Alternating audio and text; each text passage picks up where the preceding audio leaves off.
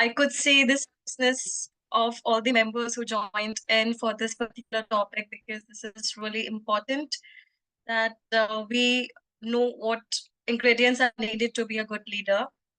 So, welcome all of you. And we, as the Delhi's chapter of Women's Forum of IIA India, Institute of Internal Auditors, welcome all of you to not just attend this session as an audience, but interact with our esteemed speaker. If you have questions, just raise your hand. You can submit your questions in the chat box so that this can be answered by the end of the session. And before introducing our speaker, I would like to tell that uh, we are in connect with years, and as a chairperson, I'm telling you, he's my one of the mentor. So yeah, that sort of relationship we had and have with respect to work.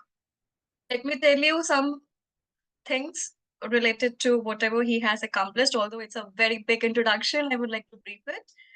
So he has a unique mix of entrepreneurship and job in few top MNCs operating in India. He started his professional stint with setting up his own enterprise in 1996, long ago. Best emerging company and awarded twice in Economic Times test took this venture to this highest level of leadership, employment, and innovative business model in 2000 and 2001. He collaborated with one of the Nasdaq listed US embassies to take this venture into global platform on a technology, which was beyond time in 2003. India has not experienced collaborative media rich software platform before that. So in the second innings in his life, he went back to the professional job life in 2005. He played pivotal role in Wipro, SAP, Oracle in his job life. And I'm briefing it a little more because rest he can also tell about his journey. Currently, he is actively working on different nation building programs in this new venture. Gambit Forward Private Limited. He has built a sports excellency software platform with India's tennis legendary Leader Prize. This is aiming the nationwide sports talent identification program with training and recovery from injury with help from data science and technology. On the other hand, with Grave Oak, he is designing the campus to corporate programs for B school students and corporate leaders with Indian Army Special Force Operation Unit. His purpose is to build a nation for new generation with high moral ethics and fear that is for free life. So this is about his professional journey. On a lighter note, he really likes mushroom truffles. So rest, I would like to invite Mr. Shankar Ghosh to this platform.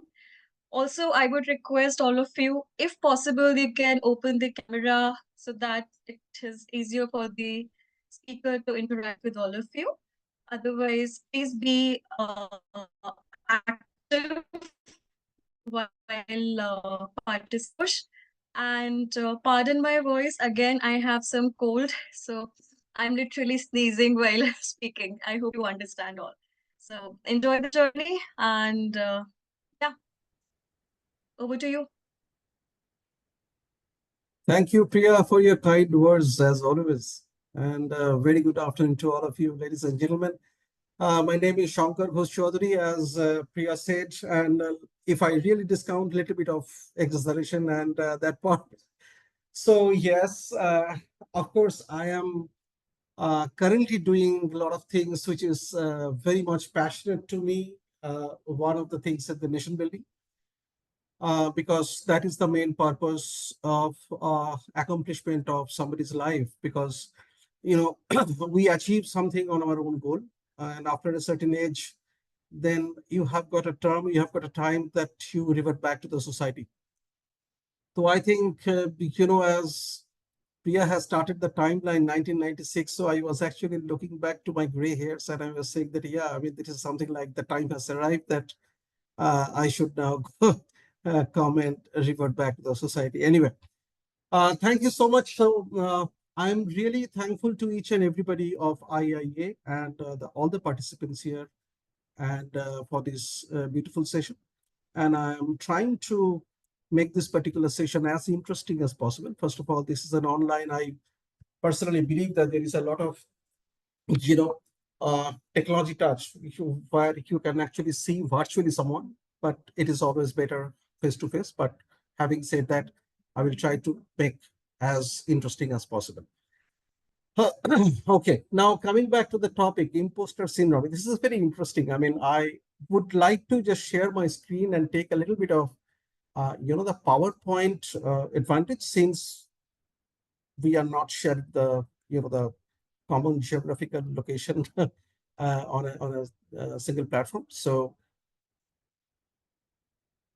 let me know if you see the screen.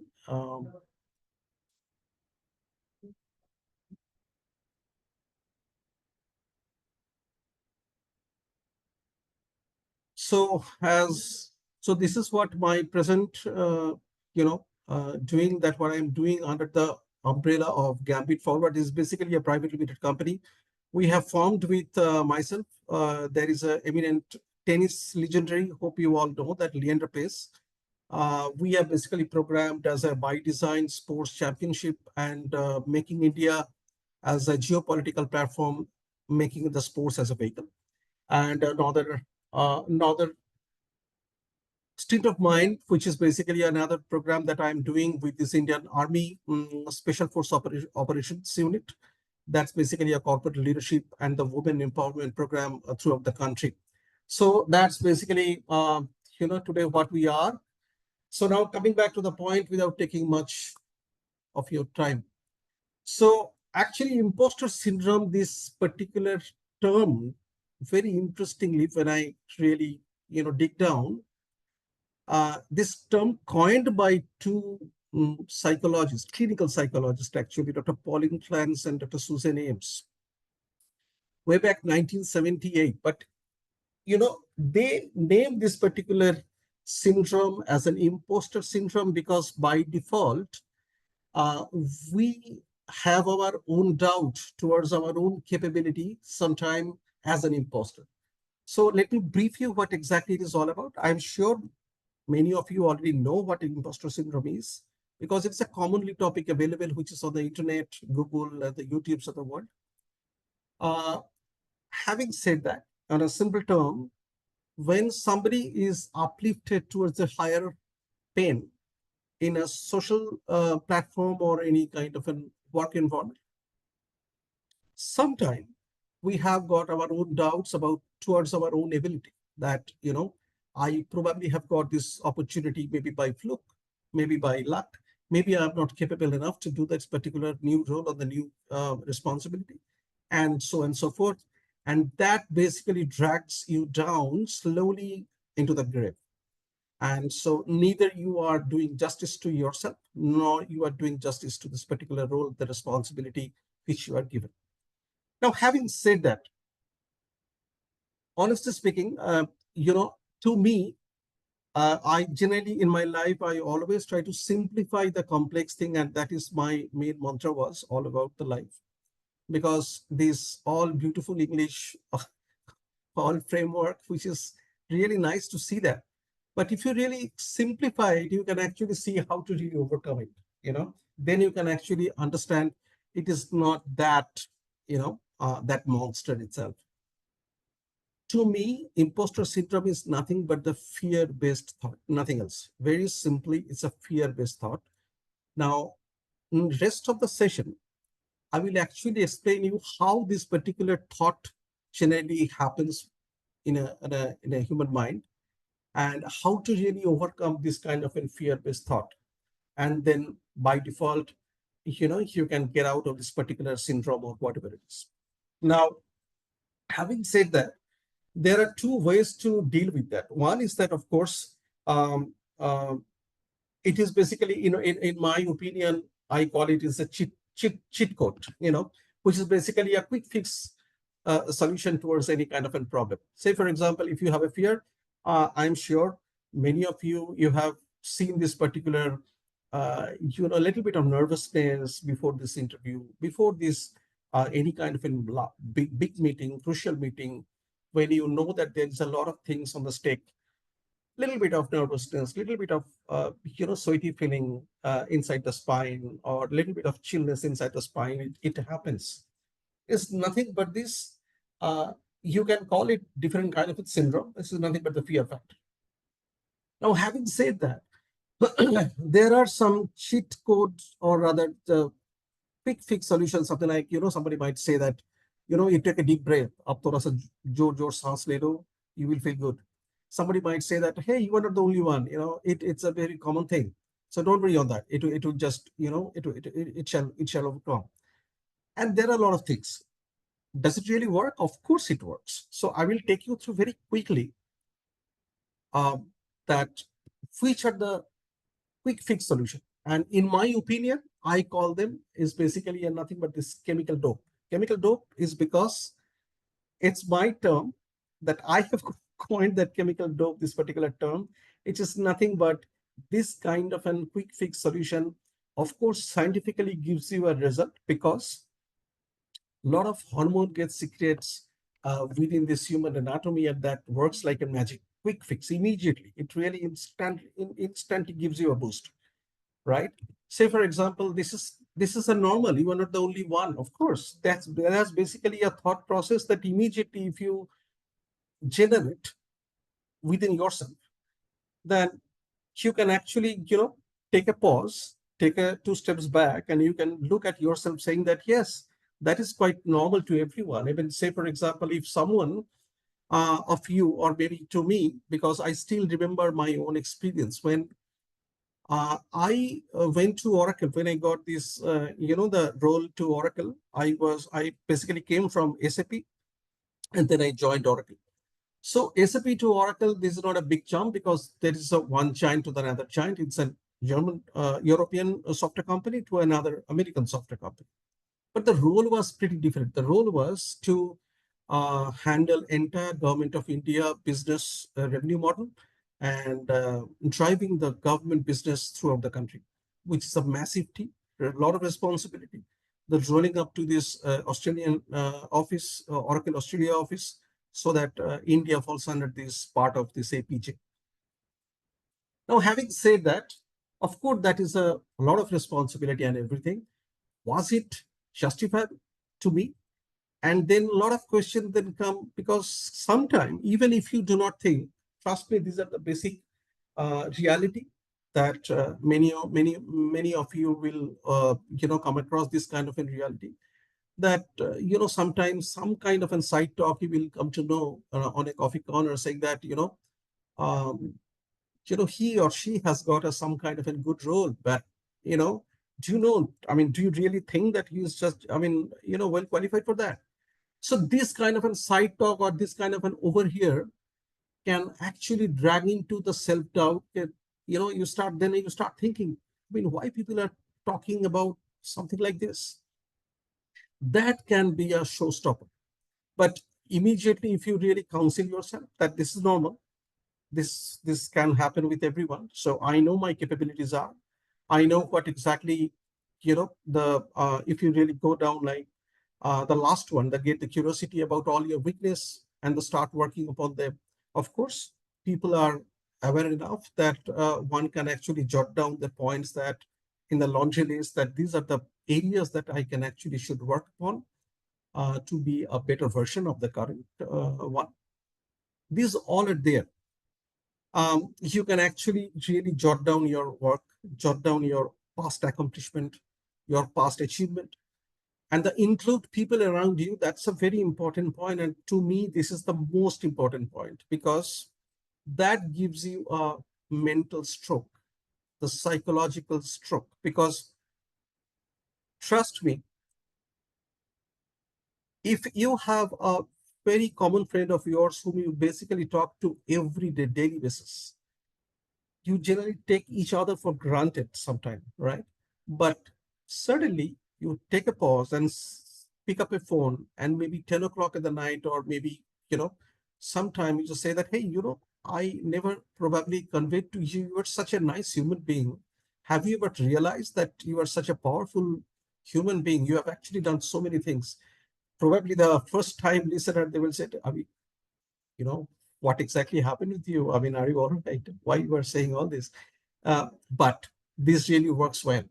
Sometimes I personally suggest to everyone that self-stroke is also required. Self-stroke is amazing thing, because when you take a pen and paper, you start writing what exactly the best qualities within you that you find yourself. That's the best part. Now, these all are there because there are a lot of like dopamine, serotonin, endorphins, and then oxytocin. Huge amount of the secretion happens that particular point of time. And that works like a magic. I'm not denying this particular fact, whether it is a cheat code, whether it is a quick fix solution. Does it really work? Of course it works. But the only one problem, this kind of a work or these workarounds or the solutions are actually nothing but that, you know, mm, what do you call, this is uh, this is something like, you know, is like an external motivational factor. You know, external motivational factor really takes you out of your low level of your own self and takes you to the higher up, but it basically stays for a day, week, maybe a month's time, and then again it goes down.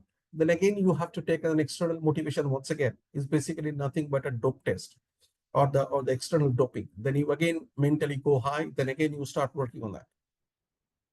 Now, having said that, there is another way of working that I personally prefer. That is basically a temporary, uh, it's a permanent, it's not a temporary fund, it's a permanent solution. And I personally, you know, call it basically as basically creating your own reality. Now, when you say that creating your own reality, it's the experiential truth. When I'm saying experiential truth, sometimes suppose you are not in a position that you are doing something, you know that you do have a capability which you can do that, which you can perform certain amount of the task, but conceptually you know that, theoretically you know that, but you have never experienced that. And this is the juncture where somebody can experience that once for all, and that becomes the truth. Now, this is very important to understand that. To all the audience that I'm saying, take a time and try to understand this particular line. It is most important part for a human betterment or the human upliftment for any kind of a job or any kind of a problem just to overcome it. We know many things. We know many things in terms of the reality, in terms of this, what do you call the theory, in terms of this knowledge, in terms of this theoretical knowledge. Now, all the theoretical knowledge leads you towards the speculation. Does it really work? Somebody might say that, you know, you really need to be kind enough to your team members. Being a manager or being a leader, you need to be really treat your team members with love, with a lot of affection, with a lot of listening power, not with this harsh and just, you know, top down driven some kind of an authoritative syndrome. But you might think that this is good, this is bad, but you constantly speculate in your mind. Does it really work? Does it really work in this reality? Unless and until you experience and you do that in your life, and you understand what exactly the truth is all about. It's called the experiential truth.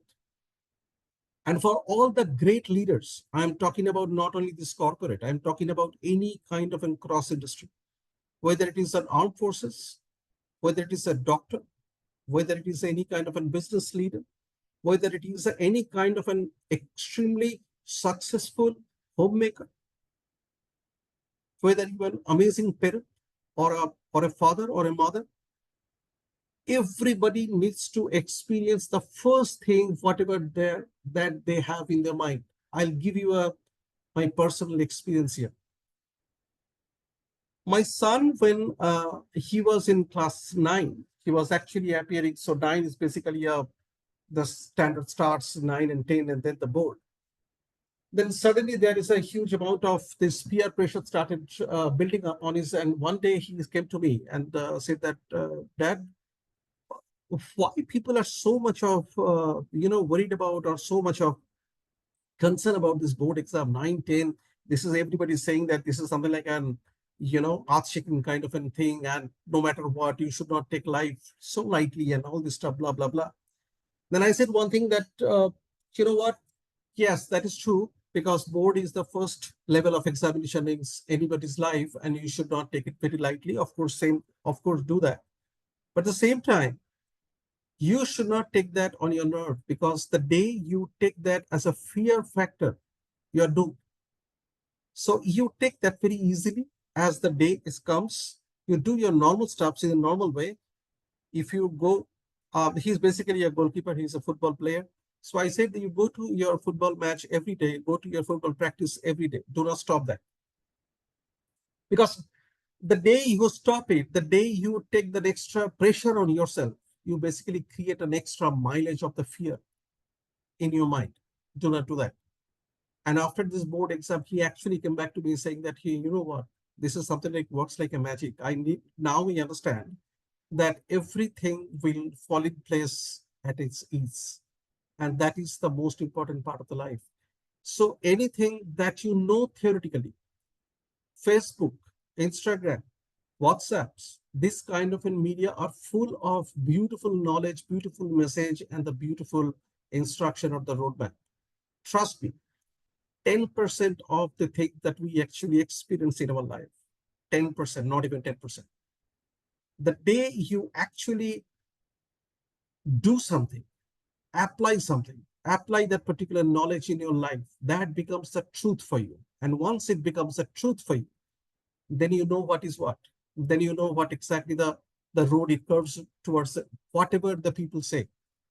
Then you know that really works and that really doesn't work. Right? So this is something.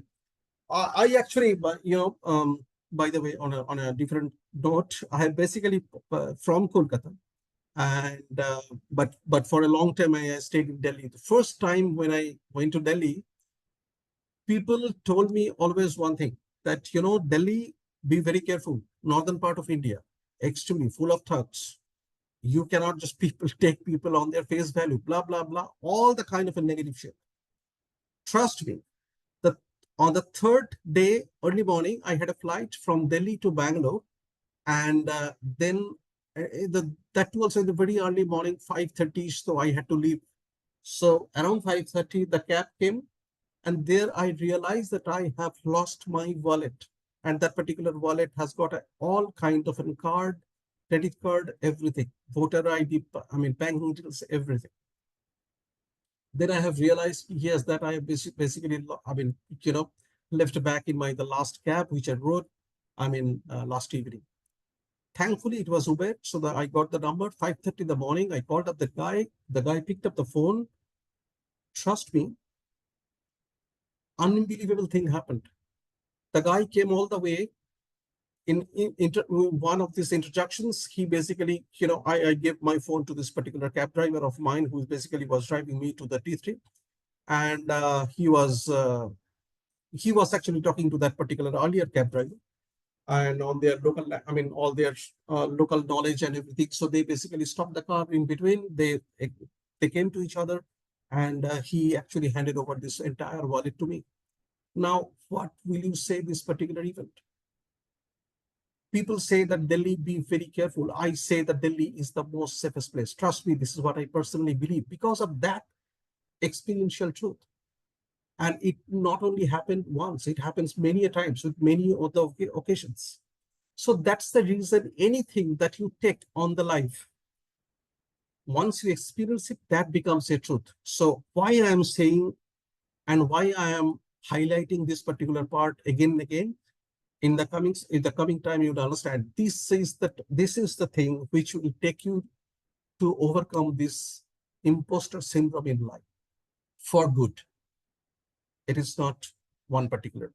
Now I'm getting into this particular overcoming part, how to really overcome this imposter syndrome. In rest of the session, I will take you through, not the the ways that you actually list down in this Google or maybe internet or maybe YouTube's of the videos. This is something like I have experienced again in my life on the different subject, on the different phenomena, on the different platforms. This is I'd like to just share with all of you, and I hope you will really like it. I will. Do you know anyone? This gentleman. But anyway, since this is a uh, Zoom session, I hope we cannot interact much here. Yes, the people whom you know and people whom they do not know. His name is this gentleman in the picture of this. His somebody said in the chat. Yes, Rusi Modi. Yeah, one of the cult figure of Indian business industry or this Indian industry on the Tata Group. He was the managing director of Tata.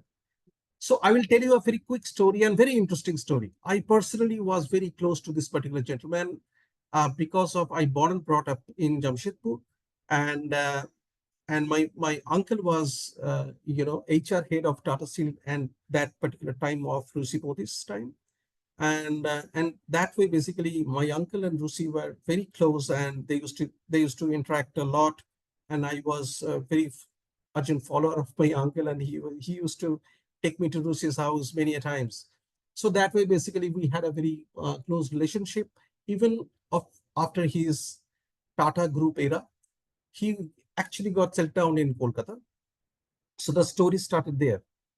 The day I still remember, it was 17th of January 2001. That was the birthday of Lucy Modi. And trust me, uh, I really consider myself as one of the luckiest person that he used to call me every birthday at his Alipur Belvedere Road office, I mean, at his home. And it's a very handful of people, very close, small group. He used to call everybody, that particular group, on his every birthday. So that was the 2001, and 2001, if you remember, was the year exactly where Bill Clinton actually was getting retiring from US presidency. And that day was the 20th of January 2001, and Lucy's birthday was 17th of January 2001, and we were sitting on his sitting room, living room. And there was another gentleman along with him. His name was Aditya Kashyap. People who were really close to the Tata Group, who were really watching Tata Group closely, they know. Aditya Kashyap was also an executive director of Tata Group, and he used to stay with Rusi. He was an unmarried, and Rusi that time he was single. He got divorced with on his earlier marriage. So, and the discussion, they had a fantastic discussion. The discussion went like this. So Aditya Kashyap said, "Hey, Rusi, so considering that, anything that you are looking for on today's birthday, that everything is going to be granted. So what exactly you would like to have in this birthday today?" The Rusi said that, Adi, I really would like to have a close conversation with Bill Clinton because he is getting retired from, just imagine the transformation from the world's number one position, a person, the most powerful person, he is getting retired as a just a normal US citizen. So it's very interesting. I just wanted to know the psychological transformation. And I was very young kid on those days. So I was just looking at the discussion. I was just money when I was I thought, wow, what a perspective.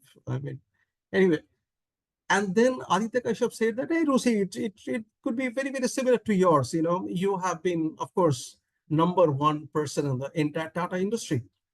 You also got retired from Tata. And he couldn't complete his statement. In front of everyone, Rusi sturdily told him, hey, Audi, there is a difference, please. Now, here is the magic.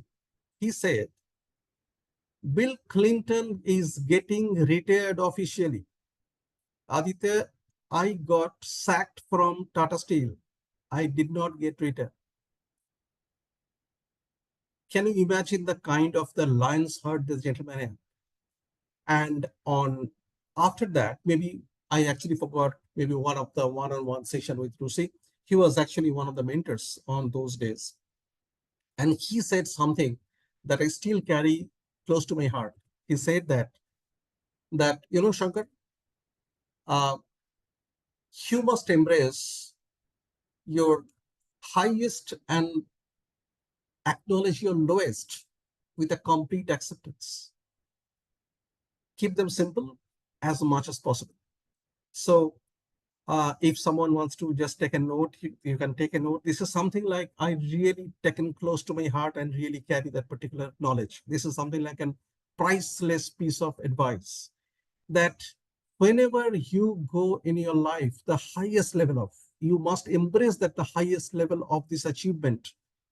And whenever you had a downtime in your life, that you acknowledge that, yes, this is basically a low time, which I'm basically going down this downstream, but you complete accept it without having any kind of a complaint against it. So that's the truth, and that is basically the crux of the learning. I mean, fighting against this kind of a syndrome, whether it is an imposter syndrome, whether it is a low self-esteem, whether it is a superiority complex, any kind of a psychological syndrome, you can fight it back with just generating a thought. Now, in rest of my session, I will just take you through how to really deal with this thought, because human mind and human thought is the most powerful weapon for anyone to fight with any kind of a syndrome, right? Great. So I will take you quickly to um, 3 chapters of this particular session. This is how I have designed this particular session. So I call them as a creation as a power. So we human being, we are designed in such a way, we have got an enormous amount of limitless amount of the power to create something as our own reality. In order to do that, I'm not getting this particular line by line. You can just have a read, and maybe somebody can take a picture, screenshot, whatever it is, and maybe later on I can share this particular things with you as well. The most important part is that this moment you understand, and this is the subject that I personally consider this mother of all subject, which is called spiritual science. And when I'm saying spiritual science, please do not misunderstand me with any kind of a religion or the God or anything about it. It is nothing to do with anything about it. The spiritual science is all about your inner self, your energy, and how you can uplift and how you can maneuver your energy. And the day you can learn that, you can actually fight with any kind of a syndrome and any kind of a situation in your life. And especially, I personally think that the woman as a segment, people really talk about the woman empowerment. I really think the women are the most empowered one on this creation. The only thing is that it is a lot of negative belief system that it is taught to that particular woman or particular phrase. I mean, but saying the group saying that you are not empowered, you are lower grade of this creature. This is extremely, extremely wrong. But it is a gross error of the mind. Today, any of the large scale creation, any of the large scale leadership, I can take you to the many facts and figures where you can actually understand a woman by default has got a tremendous amount of this innate quality by which they can actually do this leadership much more better than the men. Men needs to learn many things, where women by default, they do have certain things which they need to just ignite it. That's all. Anyway, so this is the first thing, is that creation. I will take you through what exactly do I mean about the creation, because most important part is that how you can create your own thought, and that is basically happens the magic of this world. Second thing is that I call it purpose. Now, purpose is something that that takes you to this different scale or the different level altogether. The moment you have some purpose in your life which is beyond your personal agenda, you are half done.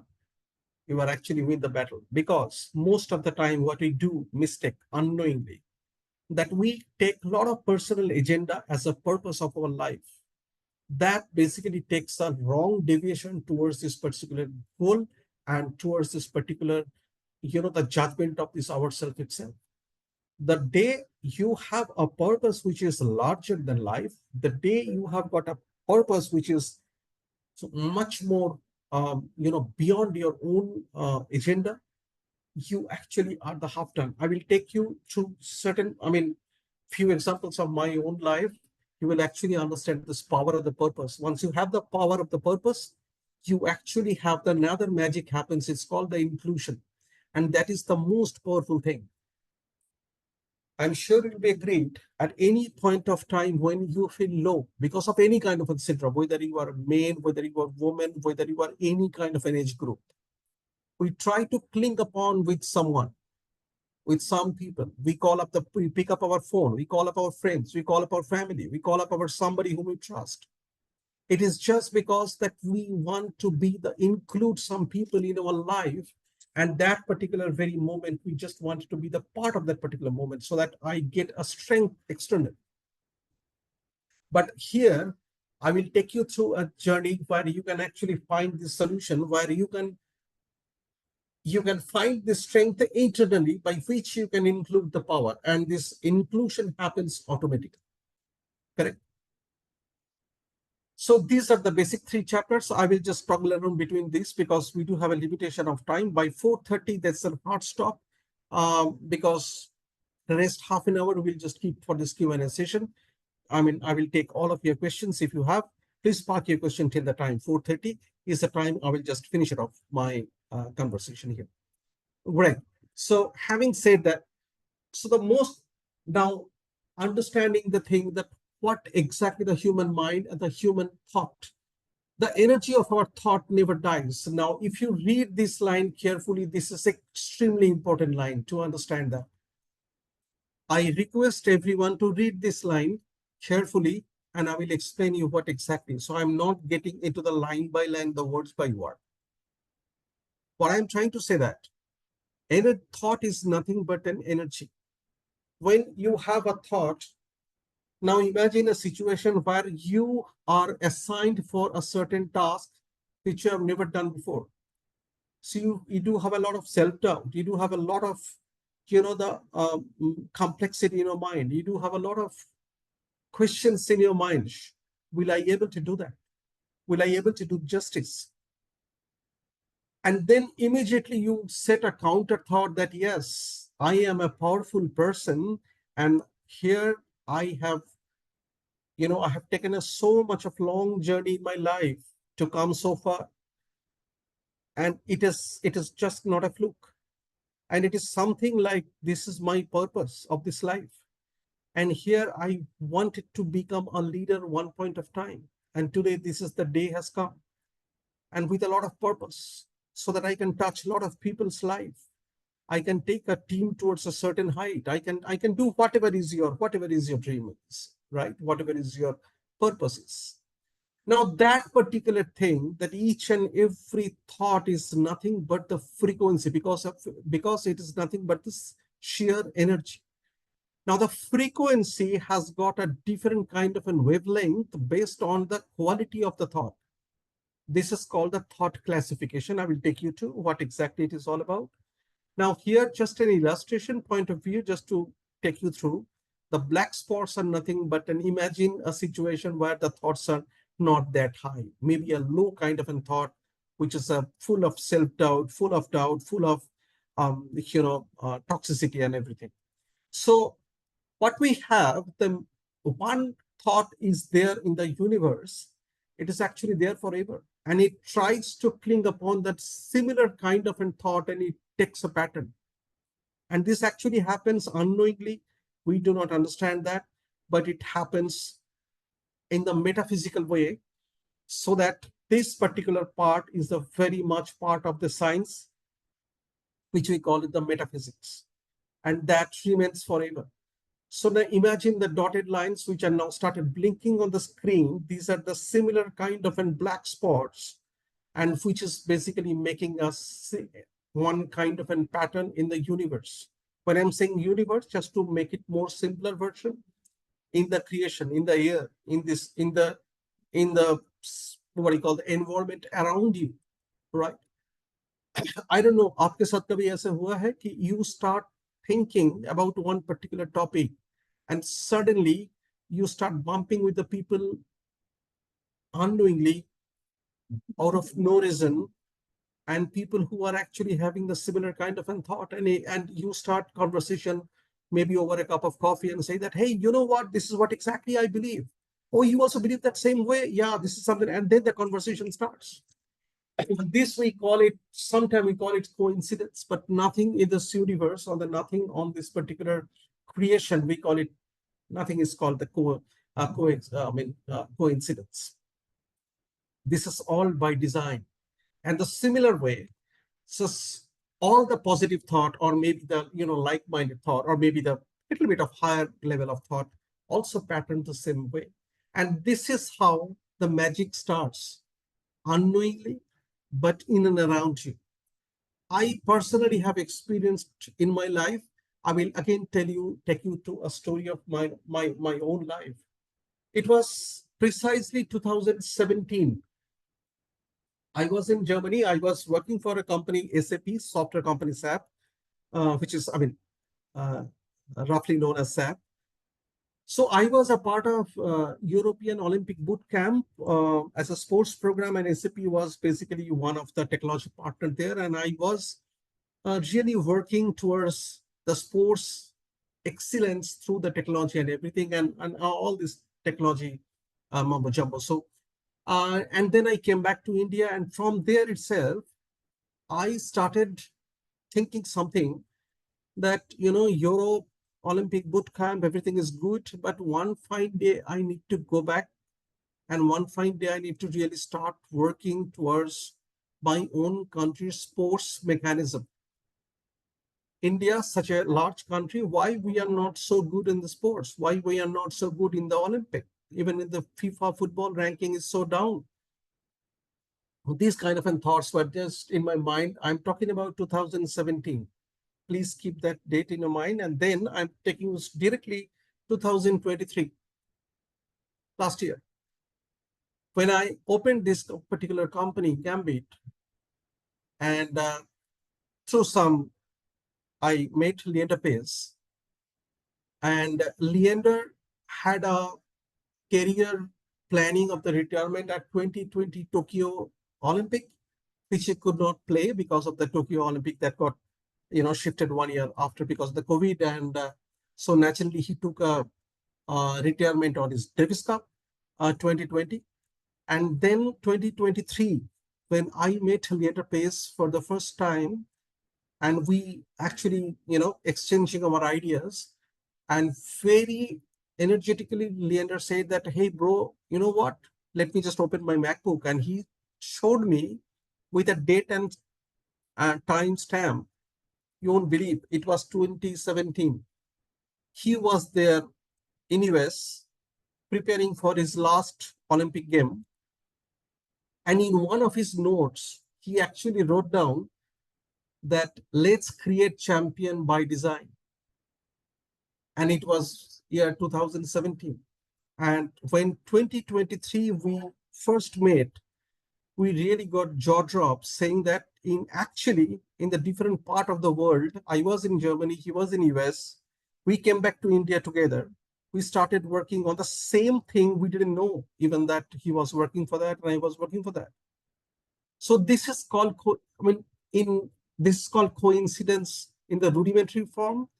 But now the people who really have a deep dive on this particular knowledge called energy level pattern thought and everything, they will understand it is not coincidence.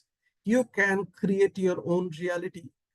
You can create your own thought structurally. Each and every thought is forever.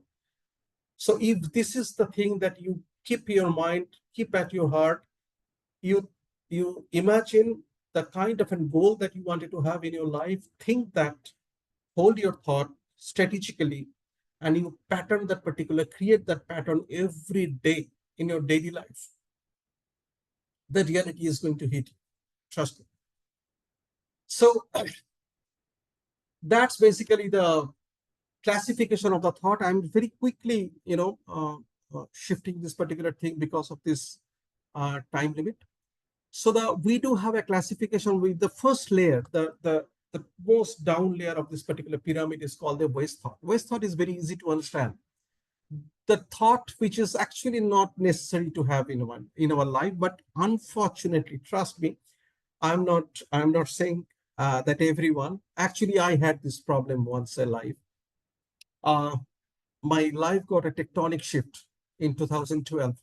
Before that, I had a really lot with the waste thought in my life. The waste thought is something like, if you just look at someone, the stranger, I mean, look at this office, or look at this, the social environment.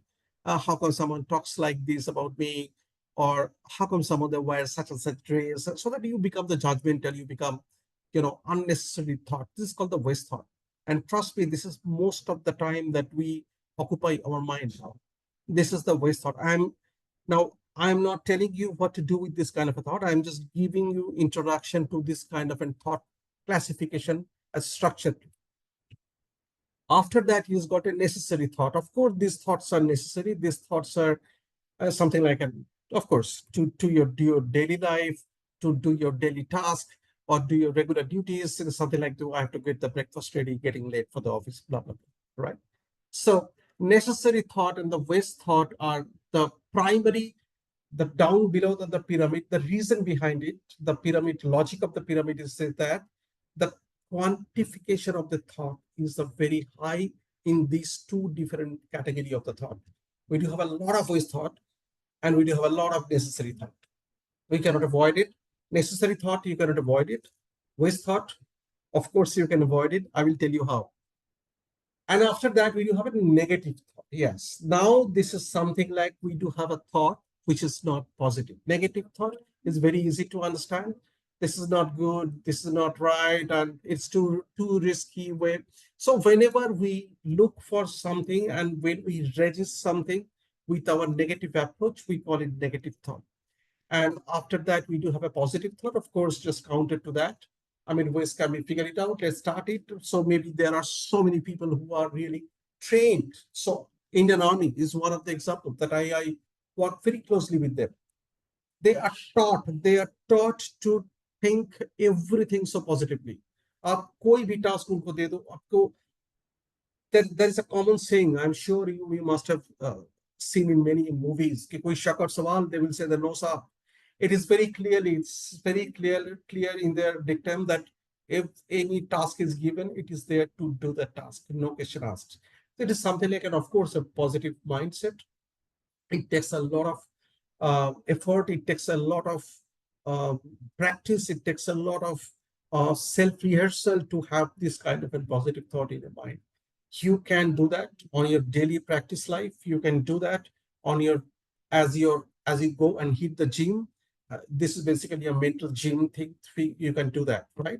But most important part is that even above the positive thought, there is a thought layer. This is something what people create magic in their life. This is called, it is something like you can do the creation. And that particular creation or this kind of creative thoughts are way beyond, way above our own personal goal or the personal agenda. I am sure you all have, may not be structurally, but at least Mahabharat, that particular serial, we all have seen that, right? Star Plus, very recently, they have again casted the Mahabharat in a new way. In our old days, there were the B.R. Chopra's Mahabharat. There is a famous episode, it's called Gita. I'm not getting into any kind of a religion, but if I go to that particular learning of the Gita, there is a famous saying where Krishna is saying to Arjuna, saying that Samaj tum mein nahi hai, tum samaj mein ho. So that if you do good to the society, your personal goodness will anyway taken care of. But if you are thinking of only your good self, it's very difficult because you are actually creating your own thing. So I will exactly take you through what exactly does it mean in my inclusion part. But anyway, having said that, just to give you another metaphor. So say, for example, suppose I am taking this particular session and all of you are sitting, maybe one of your respective, maybe, you know, home, maybe today being Saturday. So any of the places. So imagine you do have some disturbance at your table or maybe the workplace or maybe the chair or the cushion or wherever you are sitting or taking this particular session. So any small disturbance on that particular workplace, you will be immediately concerned about it, right? It is called inclusion. That means your existence is also part of that particular chair, table, or this workplace that currently that you are sitting on. It is something like you have gone for a dining out in a restaurant, and in that particular restaurant, that particular table has got some bit of an, you know, and you cannot change the particular table is so crowded, but you will be immediately call up the waiter saying that, wait, I mean, why don't you just clean it up once again? And there is a little bit of mess out here, right? Until the time you pay the bill and check out, you will be really concerned about each and every nook and corner of the particular table because that very table and the each and every chair is your part of your existence momentum. The moment you check out and step out, it is no more there. That is no more in your concern. That is called spiritual inclusion. We call it energetic inclusion. So the inclusion part, that is, I'm not saying which is bad. That is natural, but that is,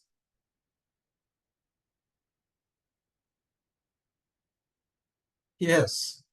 The star crossing the star is the triangle of the Eureka moment. That's right.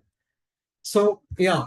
So what I'm saying that you know uh, that is, I'm not saying this is bad. What I'm trying to say that the day you have a purpose and you create this particular thought process with this particular level of the pyramid and create certain thought process that which is beyond your personal goal, beyond your personal achievement, that those things are started falling into your place automatically. You will see miracle, you will see magic every day in your life.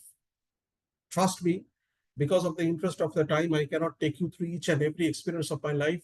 But now, even in Gambit, since I'm really working for my, I mean, our dream is making the 250, um, crores.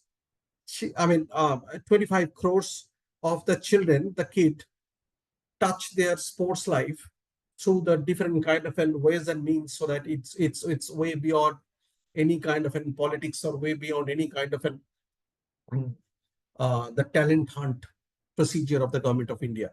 So in that way, when you are thinking that you are thinking for a nation, for tomorrow's generation. So my personal agenda, my personal what do you call the goal, small things, and anyway, subset of that particular thing. I really don't have to really think much on that. But when you start accumulating so many things, you are accumulating so many unknown energy towards this particular thing. So, Leon, trust me, we have just got a call from John Abraham just 2 days back. And he said that he is also getting into the sports field and trying to touch millions of the kids for future generation of India. And he somehow got in touch with us through somebody,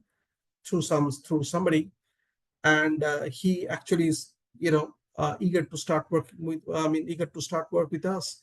So now, what I'm trying to say here that when you have that kind of a thought process in your mind, and I call it, this is called I mean, it is not waste, it is not necessarily negative, positive. It is called elevated thought. So elevated thought is something which touch others, which touch the larger society. And this is where any task, any job, any goal of your life, you can achieve like this way. The magic starts happening in your life, right? I will take you quickly through how exactly the energy and this kind of a thing happens. Now, this is very interesting slide.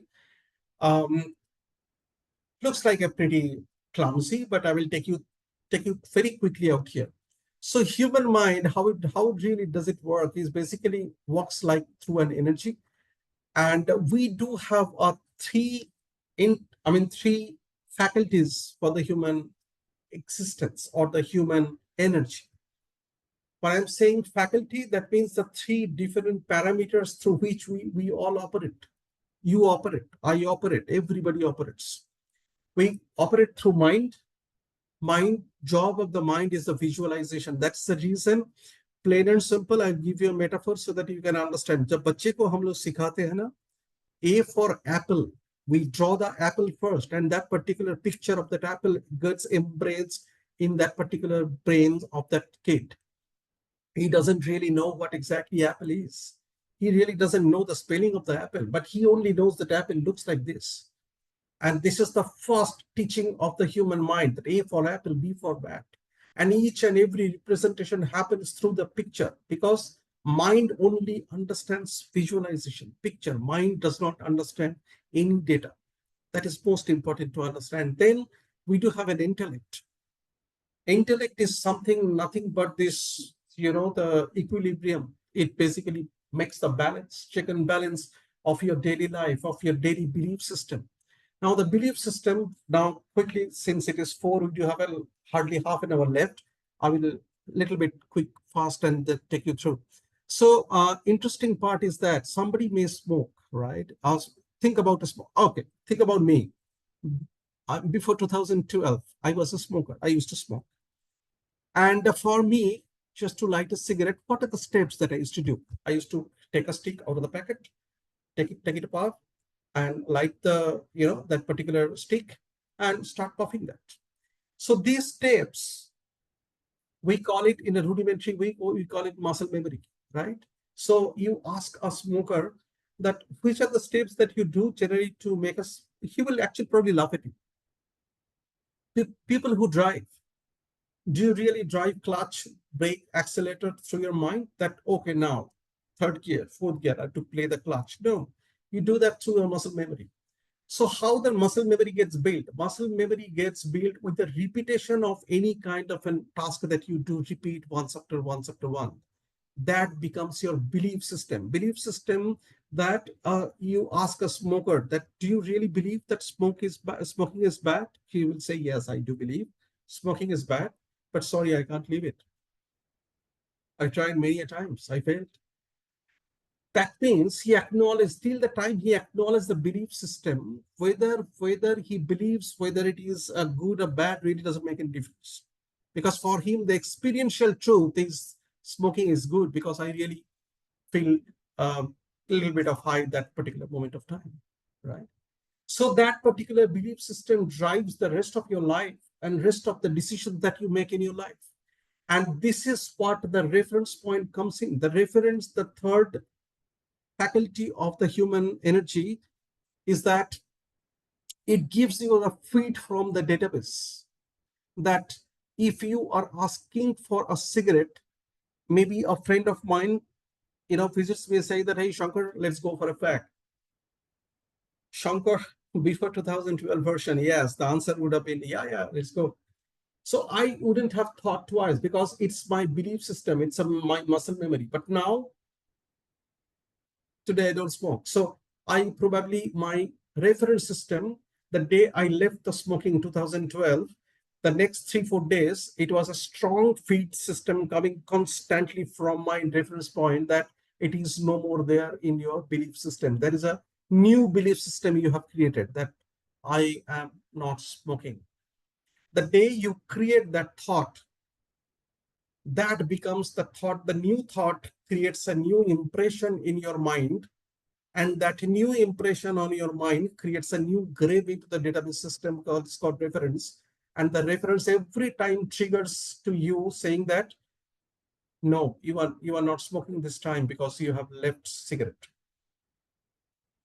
So there is a new pattern starts. And after that, 1 month, 2 months, 3 months, 4 months, that becomes your muscle memory. So for me now, I don't smoke. The statement is, I don't smoke. 2012, that very day of the December, my statement was, I left smoking.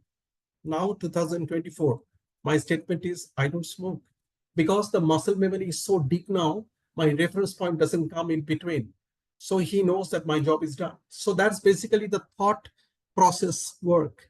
And this, trust me, this is, I'm basically taking you through so fast again because of the time. But this is a in-depth subject, which is basically a 6 days course for any personal coaching or the mentorship. This is something like I happily do that. Maybe we can take it out offline. So this is something like the best way to understand.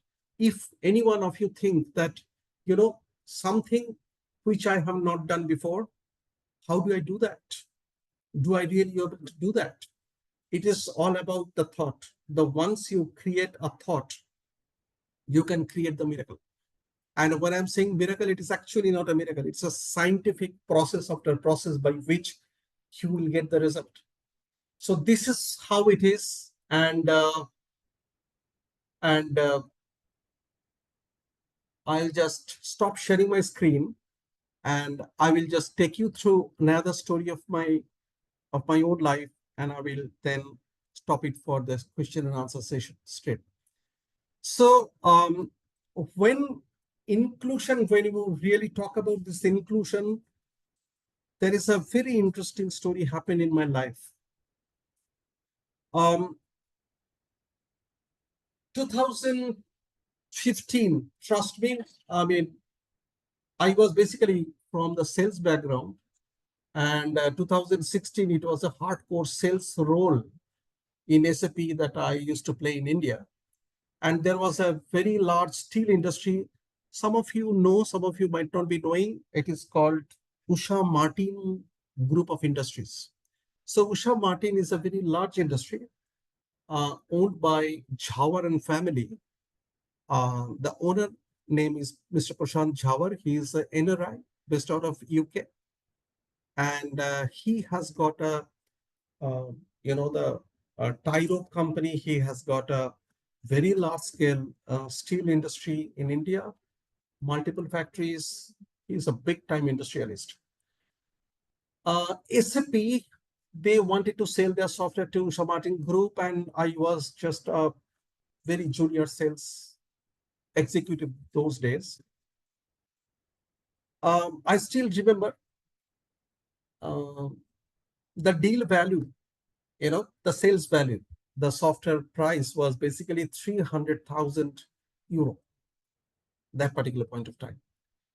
So 300,000 euro, the deal was going on. And one fine evening, uh, the MD of this particular company, he said that, Mr. Jhawar wants to meet you because he is in India and he just wants to meet someone from SAP. So since you are there, um, can you just explain how this is going to benefit him, his organization and everything? I said, yeah, of course, why not? And but I was a little bit, of course, nervous just to meet somebody like that kind of a large industrialist and everything. But by the time, let me tell you one thing, since it was 2015, 16, that particular financial year, and those days, I have already started doing a lot of practice in this kind of a thought process. So I really didn't know what exactly the prima facie, the conversation topic with that Mr. Jhawar. I only knew one thing, that my intent needs to be very clear with any kind of a stakeholder interaction ever in my life. This part was very clear in my life, and those days I knew one thing, that any kind of an, what do you call, sly turn, the sly fox in your mind, that really doesn't really work. Anything to do good in your life, you need to be very honest, very straight, and very um, what do you call, cut to cut tea in your life. So anyway, so we had a very nice dinner meeting, and it was all the discussion, but the SAP. He did not ask anything about the software SAP. How does it really going to benefit him and anything? He was actually asking me, my family, and I was, explaining. And then after 10-15 minutes, it was really a nice conversation. We were really at ease. So Then he said suddenly one thing. He said that meet my son. His name is Apurva. He is a very young that those days. So he said that, Shankar, I really would like to tell you something. I don't know if you really understand that, but I really want you to listen to me very carefully. I said, okay, sir. He said that, you know what? Being a businessman's, I born in a businessman's family. So what I inherit by default, that is a large scale business from my father, the steel industry, which I actually met. Now, I really wanted to give something to my son, which I really want to build something for my son, but he is not interested to run the steel industry in his life. Maybe I will just run the steel industry by some professional, that's all right.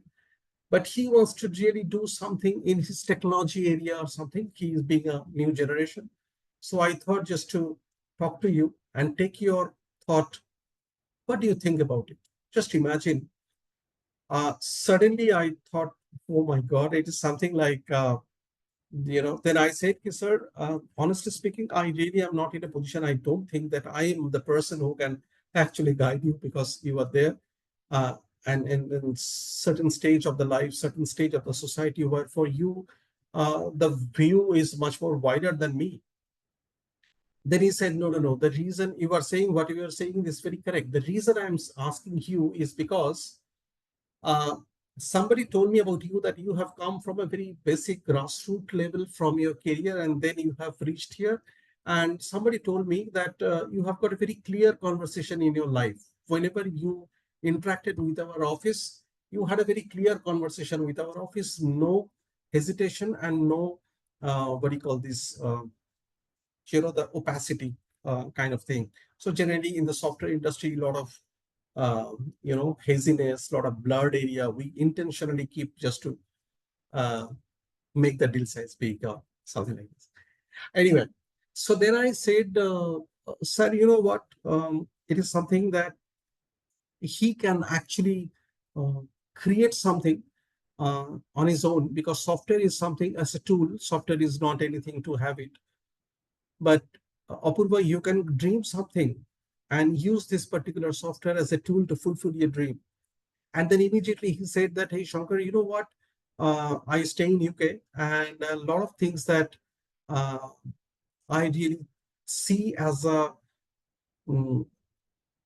community engagement in UK. So, you know what? Community engagement, I really want to do something in my life. And this is something like, it is very close to my heart. And then we started talking, and then we tried to understand what exactly can be benefited out of this particular software and everything. Trust me. Now, coming back to the end line of this story, he said, Mr. Jawad told me that Shankar, whatever I know you, I mean, think my company wants to buy some software from your company. Let us not talk about it. Do one thing. You try to do something for my son with the power of SAP. And can you take him to your SAP lab, Germany? Let him explore what exactly is happening there.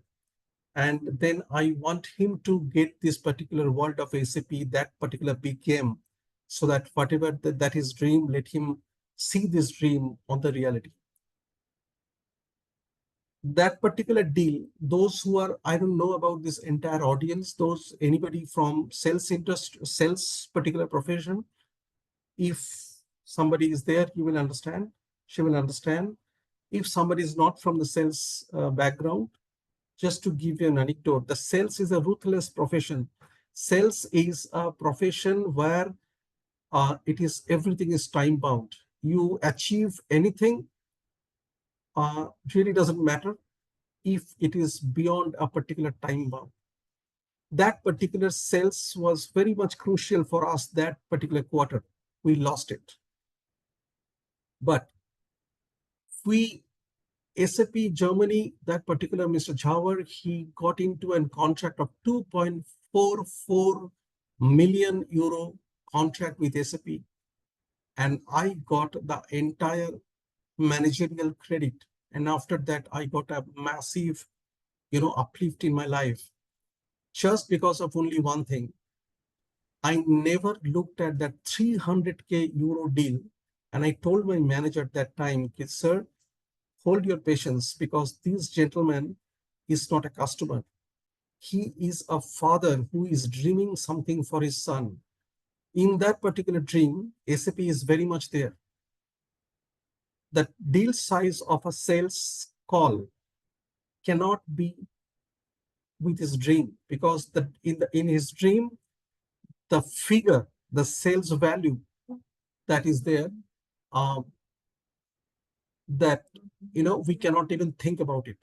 So anyway, I was a very rookie sales executive those days, so people had a lot of doubt on that particular statement. But anyway, but SAP as an organization had all also supported me, and after 3 quarters, SAP got a 2.44 million euro deal just because of only one thing that you know when you think that you do have a thought which is way beyond your personal agenda, when you can actually have the ability to create something so that inclusion happens automatically, so that inclusion of the relevant people, inclusion of these, what do you call this, effective people in your life, it happens automatically. So that is the power of human mind, that is the power of human thought, and through which you can overcome this imposter syndrome at your workplace, at your personal life, at your any point of time in your life, whether it is a male, female, or at any kind of an age group. But the most important part, again, I'm saying that it is a quick fix solution. Take out a piece of paper, start writing all your achievements. I am not saying that whether you are getting an attack of this imposter syndrome or psychological attack and this kind of a syndrome, you don't have to wait for that. I think it is a very good practice that every day or maybe on every quarter or every month, you take a piece of paper, you write down all your achievements on your, so the moment you write down, then you have the clarity that yes, these are the things, that exaggeration of myself, these are the things of the hard reality. I will end up this session, I'll end up my monologue with a one particular learning again from Mr. Jhawar. The day we signed the contract, he taught me one thing on a different context, of course. He taught me one thing. I was actually, reading one email. He actually wrote me an email.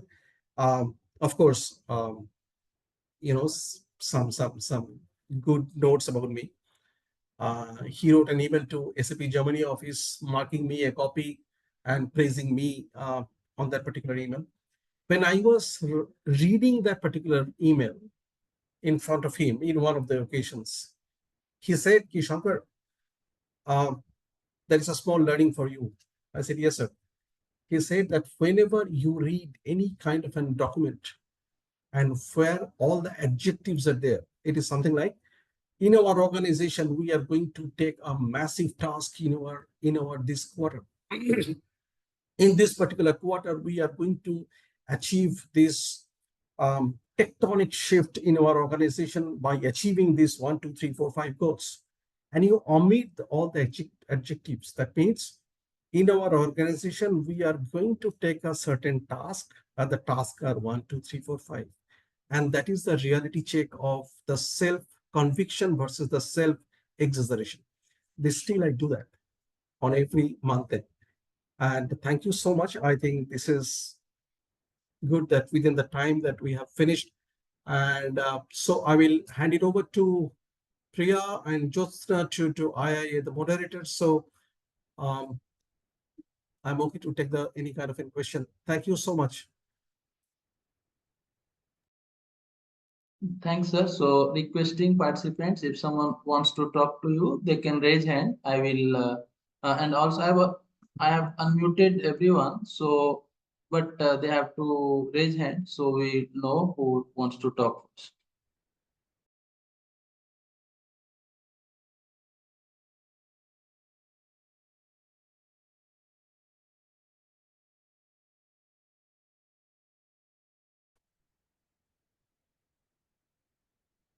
Pradeep, you can ask. Yes. First of all, thank you so much for these sessions are really really helpful. The quick question I had is, whenever you start to find out saying that, or start assuming that probably you are not fit to grow, even though, finding difficulty to understand what the capability that we have.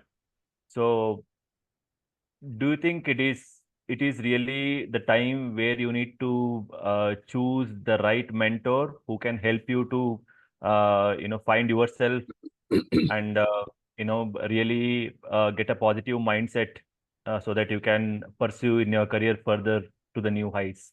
So just wanted your opinion, sir. Yeah, of course. Thank you, Pradeep. And Pradeep, may I ask you where from you are? I mean, what exactly? I mean, you are from accounting, you are from internal audit team, or So I'm basically from Bangalore. I work as a manager of internal controls for travel and leisure. We're into hospitality and travel group, and I manage India, Asia Pacific, and EME regions.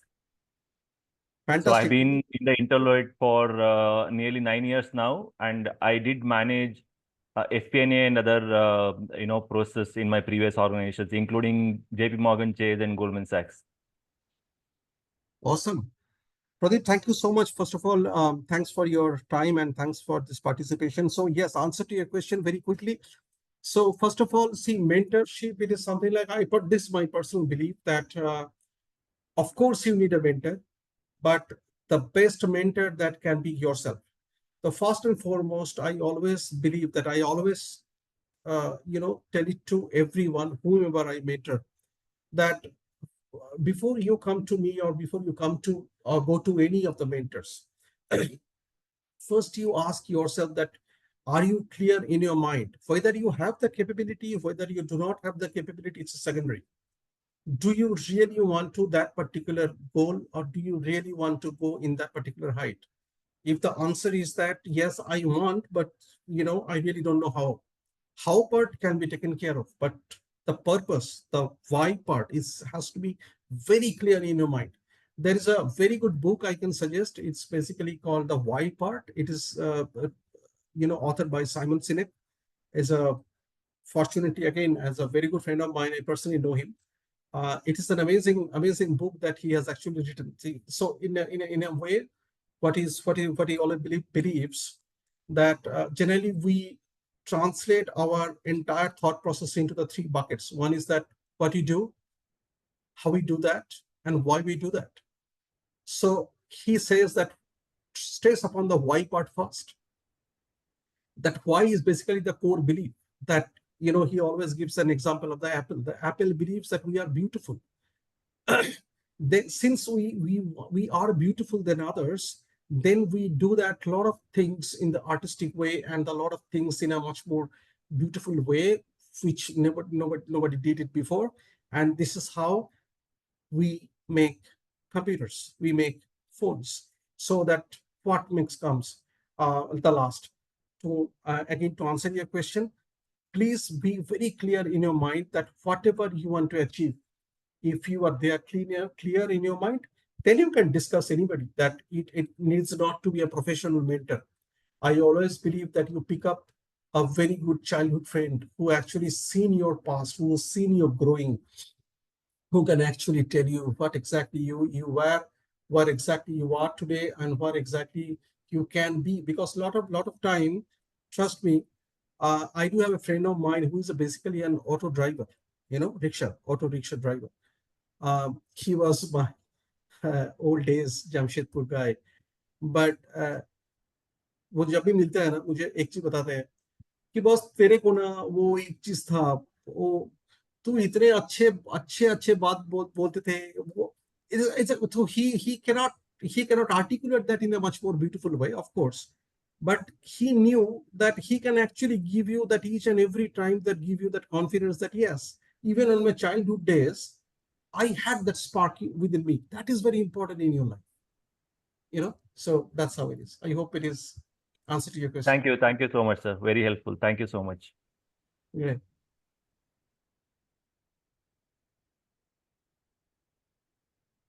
Yeah, Rana sir, you want to say something? Yeah, yeah. So excellent session, and thank you, Mr. Shankar, for this wonderful thing. for this wonderful session. See, we are basically from the internal audit profession, and many of the times we need to come up with certain observations and certain suggestions as to how the business can grow and also benefit from that insight. So my question to you would be that, is there a better is that if you can suggest a better name to the profession rather than internal auditor, can we actually call ourselves as the change makers, so that people do not view us with with an element of negativity, but with an element of positivity? Fantastic. I really love that particular part of this question. Rana Bhomik, I believe that you are from this East Kolkata chapter of IIA. No, I basically am from the east, but I've been in Hyderabad for the last 30 years, so I am from the southern region. Excellent, great. So anyway, yeah. So I personally believe that the rudimentary, what do you call the name, the designation of certain professions, I also personally have a doubt, and I really felt awesome when I see the resonance in your statement. In my opinion, of course, I personally believe that there is nothing called sales. Nothing. वो sales होता ही नहीं है जिंदगी में, कहीं कुछ sales होता ही नहीं है. आप कहीं कुछ खरीदने जाओ, it is something you take the decision. So sales, it is something that, again, a term which I personally don't believe. Similar to your statement, yes, you can actually rename it, maybe experiential, maybe a transformation, a transformator of an experiential truth. The experiential truth can be a really good name to this particular profession, because see, audit is basically do this checker of certain already things which you already made, right? In this accounting term, maker and checker. So I have done something, somebody come externally, he actually wants to cross check whether I have done it in the right or wrong. Now the thing is that he's not a police, he's basically trying to help me. He's an enabler. Now he, as an enabler, he is basically getting me towards a transformation journey toward the because I may be a customer of yours. I may be, I may know 1,000 things. I may know theoretically. It is there as a concept in your mind that that kind of an accounting rule probably might work, well, but I have never done it. But if that kind of an empowered external auditor, internal auditor, I'm not from this accounting, industry, so not very conversant with the exact terminology. But you, as an enabler, if you really can guide him that yes, these are the ways and means, you can also do that. The same thing in a much more new way, much more elevated way. He can actually take you to a next level of the mentorship. So that can be a very good rename of this particular profession. I really love that concept. That yes, experiential truth of this journey. Yes. Thank you. Thank you so very much. You're welcome.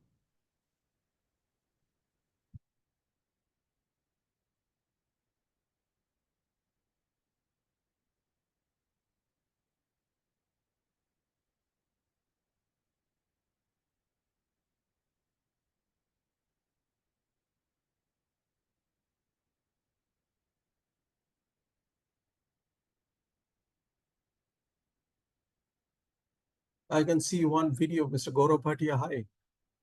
Hi, Mr. Shankar. I'm from the IIA side only. So I'm one of the board members and here to thank you. But I would first wait for anyone else if we have any more questions or maybe suggestions or any kind of an interaction which our participants would like to do.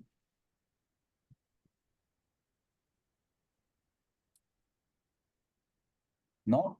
Okay. Seems like we are good to close now.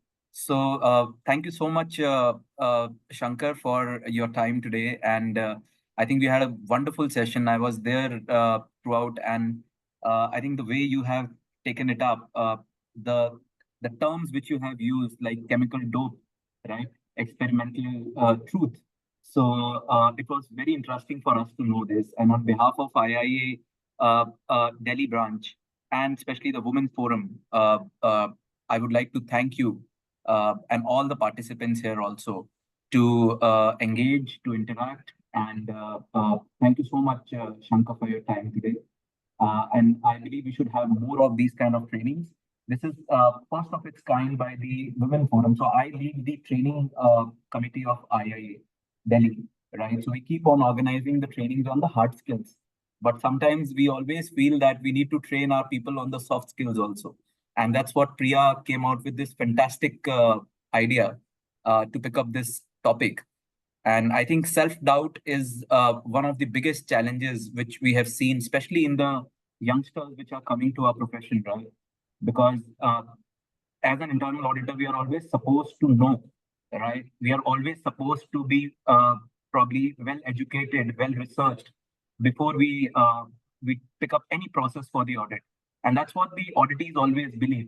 And they always have an upper hand there because they believe that if any youngster is there and he doesn't know about my business, I can easily question him, right?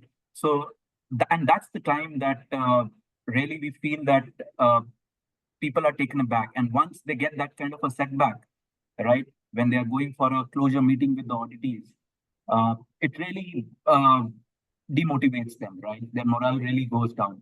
I think you've given some fantastic tools, right, to self-talk, to have a mentor, and why not to be your own mentor also sometimes. So that's a wonderful idea, probably, right? And also with respect to accepting and embracing the situation, I think that was really good. I think that's something which we all should definitely do. Even I practice it. If there is a failure which I come across, I accept it and I try to write it that what went wrong, where. Because one thing, Shankar, probably I can tell you about the internal audit profession is that we are all masters in doing a root cause analysis. So we call it an RCA in our root cause analysis as an internal auditor. So that's something which we all do. So why not to do it in this case also, in our lives also? So wonderful knowing that concept as well. Now I also see one hand raised. I would like to give them an opportunity again. Sudhan, yeah, Mr. Sudhan Gaikwad, you can unmute yourself, sir, and please go ahead.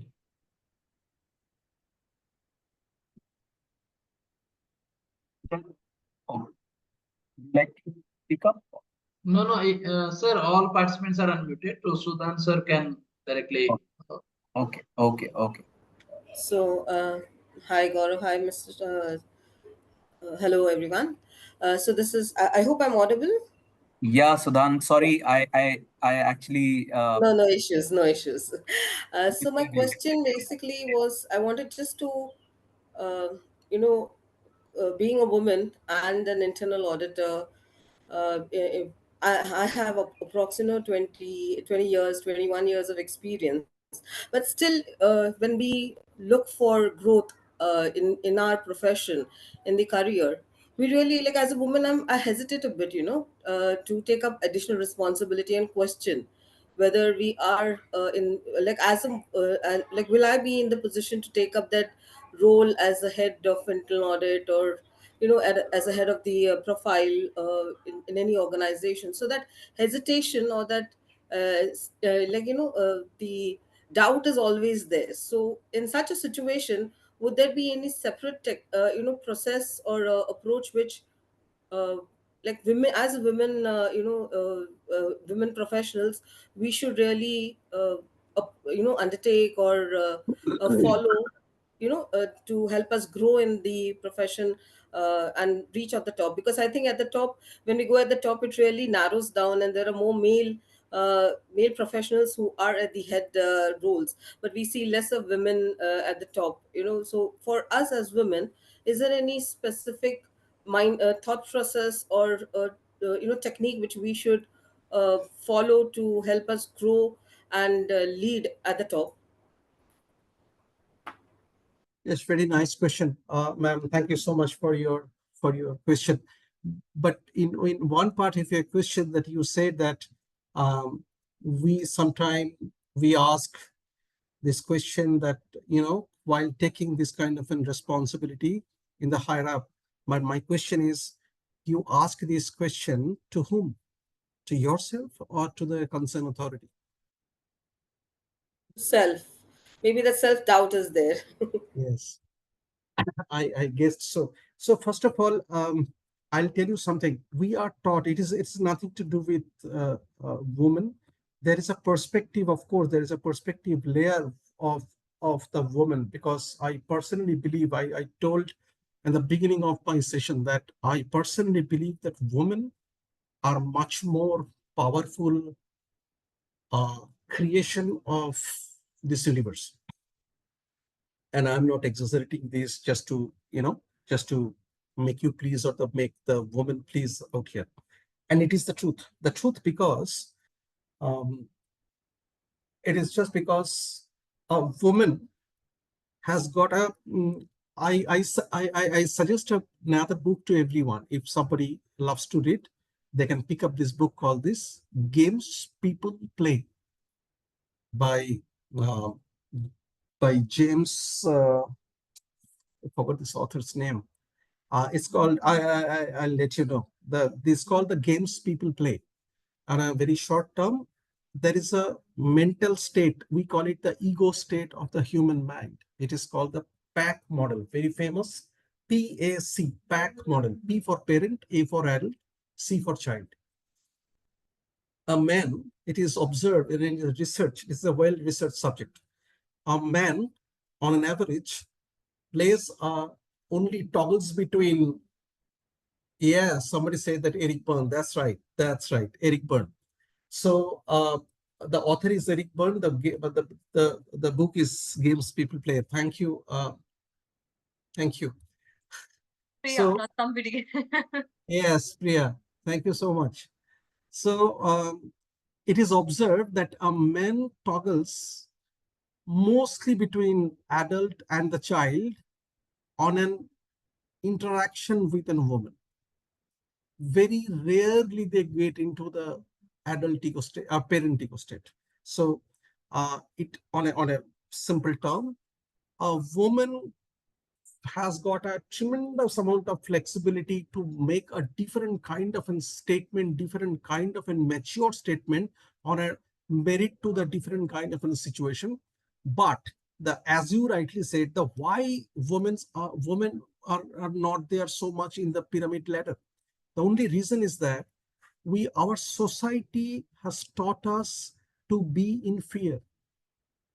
Our society has taught us to be a basic formula, the victory of the strongest, the survival of the fittest, but very rarely told, very precise told about the gloriness of the loving. Because by sheer physical appearance, a man seems to be confident, a man seems to be capable, a man seems to be achievable. But most of the time, I did not want to mention that publicly because, since it is not a, I cannot see everybody's reaction. That's the reason I refrain, but now I'll tell you to answer to your question, ma'am, specifically. Do you know who actually suffers the most in this imposter syndrome or any kind of a mental syndrome? It is actually men. It is something like in a penalty shoot, who nervous the most? Is it the shooter or the goalkeeper? It is actually the goalkeeper, shooter, because the goalkeeper, it is well assumed that he is going to get the goal, right? He's very likely not to save. Here, the men are actually likely to be more prominent, more kind of an doer, checker, and everything. But when fails, the lot of rumors goes on, right? And immediately cuts across the office, a huge amount of the roar goes on. यार ये तो बंदा कोई काम का नहीं है, इतने डोनेशन वाले बना के आ गया टाइप्स है ना. So but imagine a new leader comes into the scenario with an woman. I mean, a woman comes at the leadership position, then there is an immediate roar of this rumor goes on. Madam है, थोड़ा ठीक है, धीरे धीरे हो जाएगा. But it is not that. Trust me, it is just the self-doubt. The day you actually just only one statement. I tell it to any of my, friends, and, we had a lot of interaction with Priya specifically on this line, that a woman, do you think it is just by fluke that the whole creation, the physical creation, reprocreation process has given to the woman just by fluke? It is not nothing. It is not by accident. It is just by design. It is that kind of a mental strength by default you have. I always say it may be a very cliche statement, but trust me, it is a real experiential truth for a woman. We cannot experience it that even, right? So when you have got innate that kind of an power, it is just your own self-doubt which is actually holding you back. So the day you want to create, the day you create that particular, the freedom in your mind, you can actually, when I'm saying you means woman I'm talking about, you can actually do that. Thank you for the clarification. Thank you. Yeah, Percy sir. Yeah, Percy sir, you can go ahead. Yes, I actually seen somebody else also raising the hand. Yeah. Thank you, I for giving me an opportunity to speak. Well, Shankar, this was a very good webinar. Created a lot of awareness.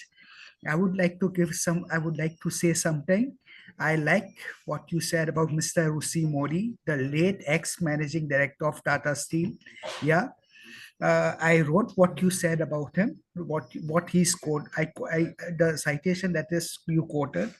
You must embrace your highest and acknowledge the lowest with complete acceptance. And the second sentence is much more simpler. It says keep them simple as much as possible. Something else I would like to add to what you said. You said Salesforce is a ruthless profession. Sales activity, a person in a sales department working, it's a ruthless department. Sales profession is ruthless. Well, I'll put it in a positive manner. I would say each career is competitive. A person working in any department, or for that matter, in any profession, there is competition. So, my viewers, I'll park aside the word ruthless and I'll bring in the word competitiveness. That's what I wanted to say. And it has been an excellent webinar.